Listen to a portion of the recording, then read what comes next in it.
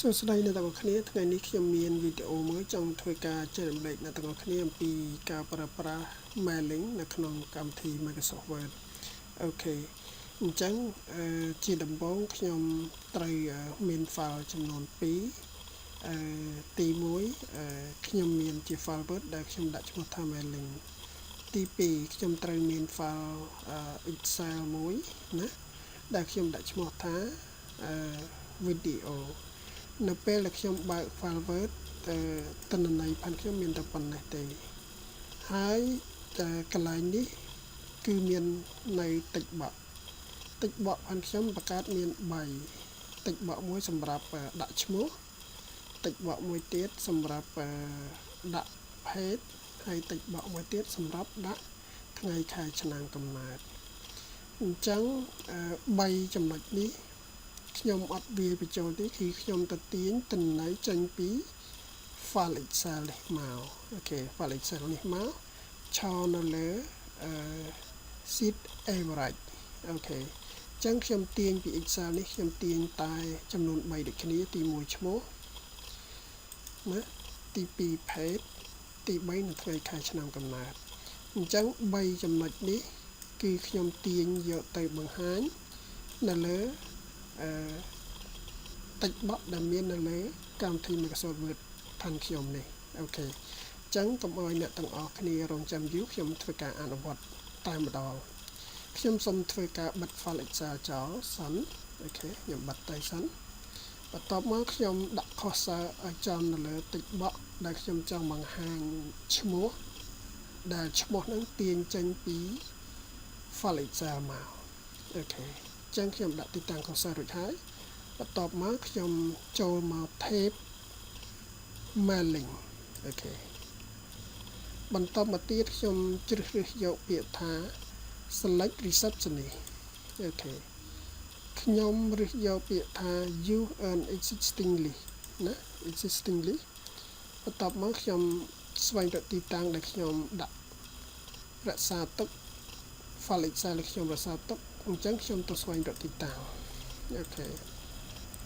ខ្ញុំធ្វើការជ្រើសរើសយក file Excel ដែលខ្ញុំចង់ទាញទិន្នន័យទៅបង្ហាញអូខេបន្ទាប់មកខ្ញុំជ្រើសរើសយក sheet average រួចខ្ញុំចុច OK អូខេបន្តមកទៀតខ្ញុំគ្រាន់តែមកធ្វើការជ្រើសរើសនៅកន្លែង insert merge field ចុចសញ្ញាព្រួញចុះក្រោមអញ្ចឹងfield ដែលមាននៅក្នុង file Excel វាចាប់ផ្ដើមបង្ហាញយើងទាំងអស់អញ្ចឹងយើងចង់ជ្រើសរើសយកមួយណាអាស្រ័យលើយើងចង់បាននៅក្នុងវីដេអូនេះខ្ញុំចង់បង្ហាញអ្នកទាំងអស់គ្នាតែឈ្មោះអញ្ចឹងខ្ញុំជ្រើសយកឈ្មោះនៅលើតិចបក់ផានខ្ញុំនេះមកបន្តមកទៀតតិចបក់ page ខ្ញុំទៅជ្រើសរើសដូចគ្នាខ្ញុំជ្រើសរើសយក field page ណាអូខេបន្តមកទៀតតិចបក់ថ្ងៃខែឆ្នាំកំណើតខ្ញុំទៅជ្រើសរើសយក field ថ្ងៃខែឆ្នាំកំណើតអូខេនៅពេលដែលខ្ញុំបានទិន្នន័យបែបនេះខ្ញុំអាចធ្វើការត្រួតពិនិត្យទៅមើល result ផងខ្ញុំតើតិចបក់ដែលខ្ញុំ select field ដាក់ចូលមកហ្នឹងតើមានទិន្នន័យរបៀបម៉េចអញ្ចឹងខ្ញុំចូលមក preview result អូខេនៅពេលដែលខ្ញុំចុច preview result រួចអញ្ចឹងឃើញថានៅក្នុងតិចបក់ផាន់ខ្ញុំនឹងមានទិន្នន័យដែលទិន្នន័យនេះគឺបានមកពី file Excel ដែលខ្ញុំធ្វើការ link ភ្ជាប់មកហ្នឹងអូខេអញ្ចឹងអ្នកទាំងអស់គ្នាអាចយល់បានហើយ mailing នេះគឺប្រើសម្រាប់ទាញយកទិន្នន័យចេញពី file ណាមួយនោះ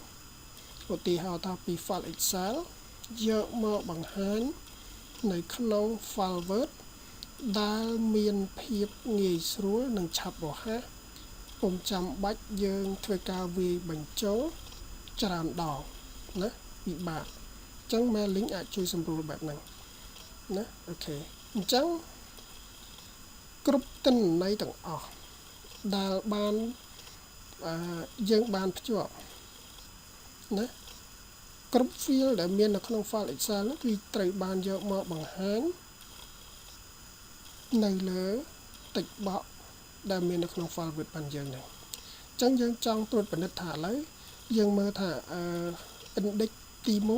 1មានឈ្មោះកឹមបូរ៉ាអញ្ចឹងយើងចង់មើលបន្ទាប់យើងគ្រាន់តែចុចសញ្ញា next នេះមកអូខេអញ្ចឹងវានឹងធ្វើការផ្លាស់ប្ដូរទៅតាមលេខលំដាប់លេខរៀងដែលមានដែលទិន្នន័យនឹងមាននៅក្នុង file Excel ផងយើងមានប៉ុន្មានវានឹងបង្ហាញមកទាំងអស់ឧទាហរណ៍ខ្ញុំចង់មើលទាំងអស់ខ្ញុំចុចយក last record អញ្ចឹង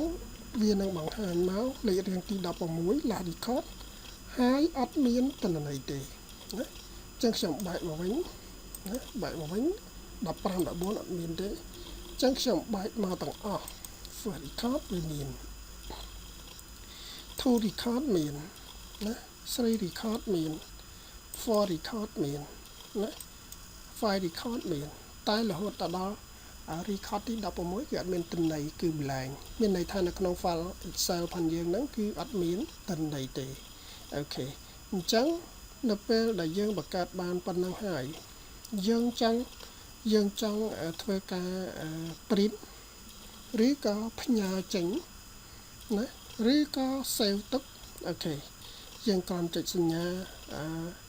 ព្រួញចុះក្រោមនេះមកអូខេយើងអាច print ចេញយើងរើសយកជម្រើសទី2នេះ print document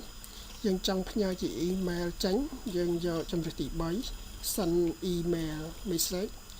តែប្រសិនបើយើងចង់ save ហើយរក្សាទុកហើយចង់ធ្វើការកែប្រែនៅពេលក្រោយយើងយក edit individual document ទី1អូខេយើងចុចទៅវាតាំងទៅបន្ទាប់មកទៀតវាមានជម្រើសឲ្យយើង3ទី1ទាំងអស់ទី2តែ page ដែលយើងកំពុងតែឆោតទេ record ដែលយើងកំពុងតែឆោតទេ record ទី5ហ្នឹងហើយទី3គឺយើងធ្វើការជ្រើសរើសណាពី record ណាដល់ record ណាអញ្ចឹងទៅនៅក្នុងវីដេអូនេះខ្ញុំចង់បង្ហាញអ្នកទាំងអស់គ្នាទាំងអស់ record អញ្ចឹងនៅពេលខ្ញុំចុចជ្រើសរើសយកទាំងអស់ខ្ញុំចុច OK វានឹងបង្ហាញគ្រប់ record ដែលមាននៅក្នុង file Excel ហើយវា generate ចេញជាទំព័រមួយដាច់ដោយឡែកពីគ្នារហូតដល់តែអស់ទិន្នន័យដែលមានទាំងអស់នៅក្នុង Excel ហ្នឹងគឺវានឹងបង្ហាញទាន់តែអស់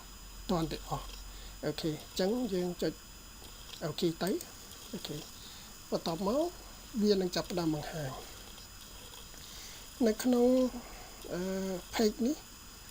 បង្ហាញ record ទី1នៅក្នុង file Excel បន្ទាប់មកខ្ញុំអូសមកក្រោមយើងមើលមាន16 page ណាអូខេយើងមើលមកក្រោម record ទី2ណាទំព័រទី2យើងមើលមកក្រោមទៀត record ទី3ទំព័រទី3អូខេ record ទី4ទំព័រទី4អូខេអញ្ចឹងរហូតដល់16ទំព័រណាហើយប៉ុន្តែគ្រាន់ថាមិញយើងមើលហើយ15 16ដូចអត់មានទិន្នន័យទេគ្រាន់ថាយើងមានជាលេខប៉ុន្តែទិន្នន័យផងយើងបលែងអត់មានអីទាំងអស់ណាអូខេអញ្ចឹងកិច្ចការងារលើ mailing នេះគឺវាងាយស្រួលដល់អ្នកបោះពុម្ពជាពិសេសកិច្ចការងារបោះពុម្ពកិច្ចការងារធ្វើជា certificate អីផ្សេងៗហ្នឹងណាលិខិតអញ្ជើញលិខិតជូនដំណឹងអីផ្សេងៗហ្នឹងយើងអាចប្រើប្រាស់ mailing នៅក្នុងកម្មវិធី Microsoft Word នេះបានជំនួយបានច្រើនមានភាពឆាប់រហ័សហើយលឿនអូខេអរគុណច្រើនអ្នកទាំងអស់គ្នាសម្រាប់ការតាមដាននៃវីដេអូមួយនេះអរគុណ